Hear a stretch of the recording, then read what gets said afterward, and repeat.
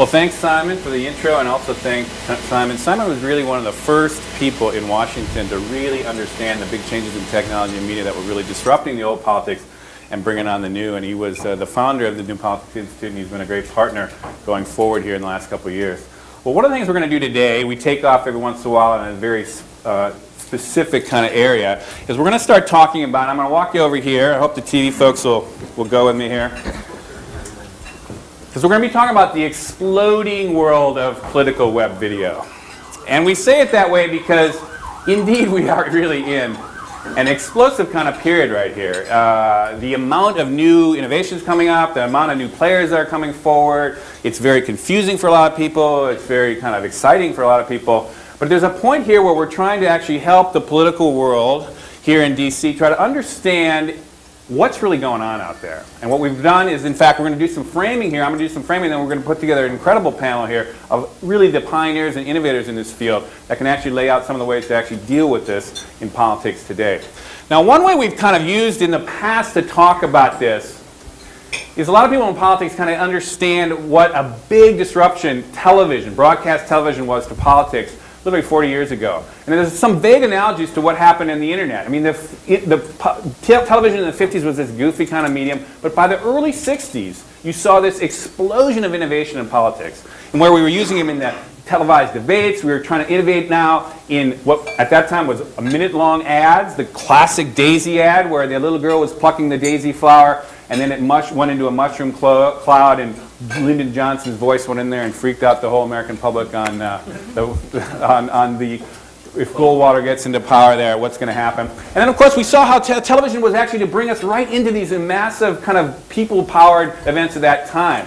Now, this explosive innovation, this wasn't like obvious that this is how you were going to use television. So there was all kinds of things that we forget about that actually was going on at that time that actually just fell by the wayside, didn't work. The way to think about what's going on now with the internet and with the web is that we're in a very similar time of explosive innovation. There will be a shakeout, there will be a kind of regularization of how you do politics in this environment, and over the next cycle or two we're going to actually see how that emerges. And once that emerges, it'll probably lock in as the way you do politics for a very long time, similar to what we did with around the television world. Now, one way to understand why is this happening now, and this is useful to think because it helps you think strategically out the next 5 years here. This is a chart we've been using a lot. And the way to think about it is there's two booms in the internet booms. And we are in the second boom, which is the broadband boom. And the broadband boom is the boom that allows you to do motion media, television, web video on it. There was a lot of people in the 90s here, this is from 90 to 2000, when they tried it in the low bandwidth internet, there were attempts to do video on the web. They were largely unsuccessful because the only media that could really work in that low bandwidth was anything to do with text. So all the newspapers and everybody in that environment, those media sectors, did get sucked onto the web, were disrupted by the internet. It took broadband to get over at least a third of all American homes and 50% of all businesses till we really started to see the profound kind of shakeup of the higher bandwidth media. And the first to get hit was music, which is why all those kids with Napster would send in the audio files. But ultimately, in the fall of 2005 is the way I would mark it, is when television started its massive migration to the web. Motion media, web video really began. And that was the beginning of YouTube and the rest. And what ultimately, though, is just like in the 90s and the mid-90s, if you looked ahead at that migration, that inevitability of that, we're in the same place today. We're in the middle of this decade. Just assume that this migration of all this media is moving in that direction. Start strategizing rapidly today. That's what's happening in the Valley right now, which is why we're having a huge boom in this video space. In fact, it's almost getting overheated. They're thinking there might be a second crash is going to start building up if we don't watch it. But in politics, just assume this is happening. Start strategizing now.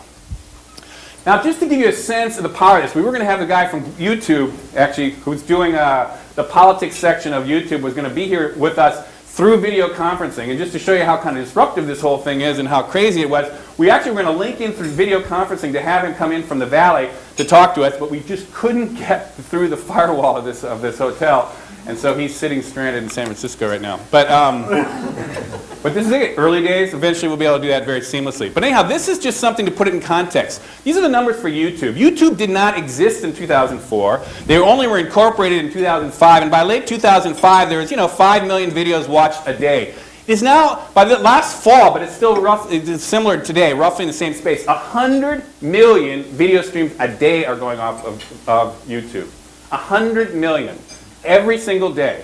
That doesn't mean individual users, but because some people might see 3 or 4 of them, also as people from around the world, but that is an amazingly huge audience.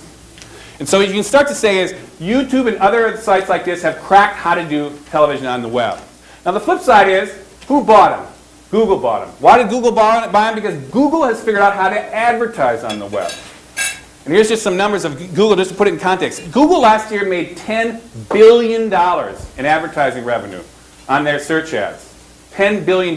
If they stay at this growth rate, which is expected, they will essentially this year surpass the ad revenue of all the broadcast television networks combined. That's the kind of size of shift that's going on in ad spend right now. And so once you can figure out how to do a new medium like web video on the web through YouTube and others, and once you figure out how to make money on the web through advertising like YouTube, you put those together and you've got a very viable medium. And this has arrived. That's why web video is here today and it is here to stay. Now we've seen how politics has started to adapt to it. And this was the first thing that really, I mean there's been all kinds of experimental new things that happened.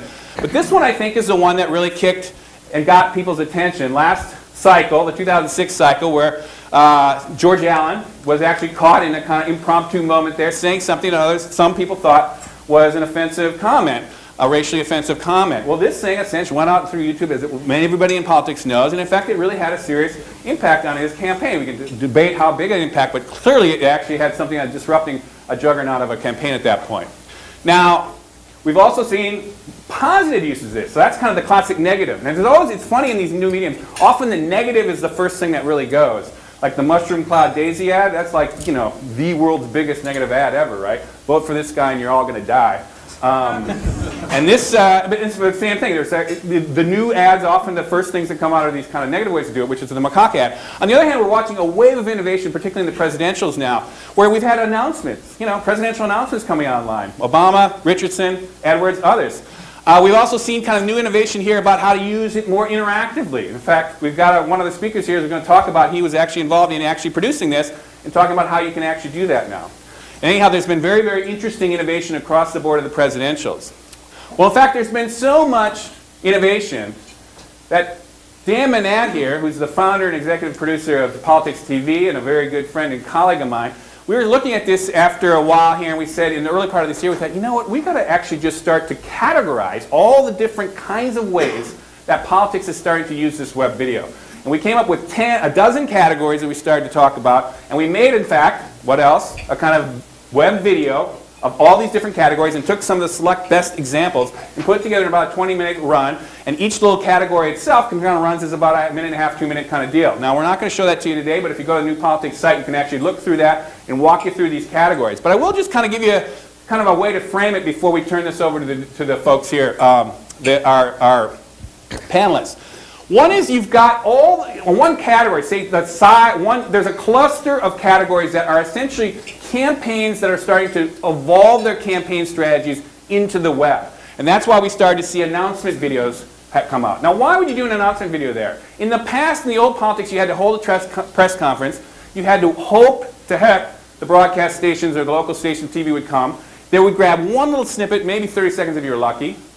It would be basically put out into the medium by some snide reporter who was probably going to tell you that, you know, this guy's bound to lose, but he announced. And it was really kind of a controlled environment that was like really hard to deal with. In this environment, you can put out a 2-minute, 4-minute video. You can say whatever you want to say. People can kind of, all your supporters can come to it and see it unadulterated. The media still has to take it to kind of take their little snippet for the evening news. And in fact, people can come back again and again and again. There's all these kind of superior ways to actually deal with it. Another category is we're starting to see how Hollywood actors, particularly in the progressive circles, because they're very progressive, they're starting to actually get involved with doing these kind of mini little videos. For example, like Will Ferrell's classic one of imitating George Bush in the 2004 campaign. There's a wave of these going to start to come.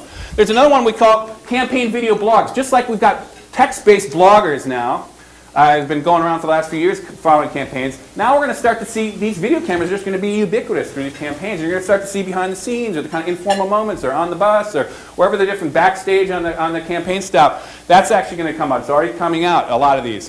Video chats, we're going to be talking about that, but like Hillary's example of how you're starting to interact through video with live audiences.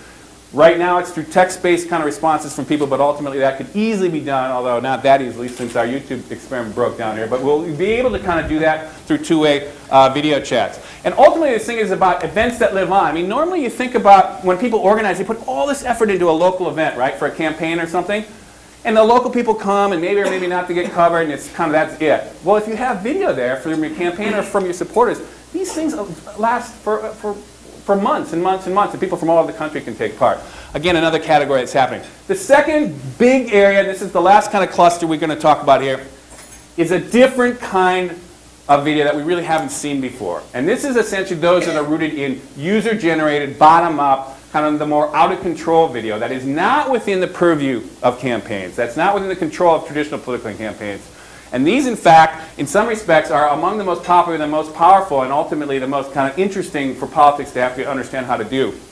And again, we've got someone who's going to talk to us about that a little bit later today. And so some of the ways we think about that, they're starting to see contests, user-generated contests where people, they say, hey, a bunch of supporters come together, try to put together your little commercials, and we have a little contest to get the best to rise to the top. Move on, innovated in that space. We're going to see a lot more of that. Gotcha videos, that macaca thing, you're going to see ubiquity of people covering the candidates, catching them in odd moments. This is a thing that we're going to see a lot more of. Opposition research videos. We've got Greenwald has come up with, there's a very great one, and again, I don't have the time to kind of go into all these sidetracks here, but he actually caught McCain talking about how easily it was going to be done to kind of roll through Iraq and actually solve this roll in quick time, which is they got living forever in video from about 4 years ago, and they juxtaposed it dramatically with his statements now about how he always knew it was long and hard and it was going to be an extremely difficult thing to get out of this war. And it kind of just shows you, boom, right in front of everybody, and then virally travels over the web. Oppo research. Flash animation. This is essentially not really video in the same way, but it's essentially cartoons. These are essentially a software that allows you to do things like through animation that you couldn't do through just filming real people, even real actors or real campaign people. And this is like Jib Jab, the old classic one where you saw the Bush and Kerry singing "This Land Is My Land," that kind of thing. You're going to see a lot of that. This is, again, very easy to do at some level for those that know. And ultimately, you're going to see all these television clips like the Colbert Correspondents Club, or ads like Michael J. Fox's ad in support of stem cell research that would have been, seen by a smaller group or in some kind of circumscribed audience. But now with the web, they can go boom. They can go all over the world. They can come to again and again and again. They can gather all this kind of energy behind it. Those are going to go crazy. And ultimately, there's a final category here called what we're calling web features. And this is a more longer category that will actually be able to allow you to do 5-minute, 10-minute, longer pieces, not full documentaries, but that'll actually give you some depth and some deep kind of way you can get these a little bit with more depth. One of the ones I love the best here is a group in Berkeley actually did a documentary from the future, 2050, in which they look back. They filmed as though they were in the future. They look back on how we solve climate change. And in 5 minutes, walk through the steps the American public and the American Congress did to actually do this. Very, very powerful thing. It takes 5 minutes, but it's quite worth seeing.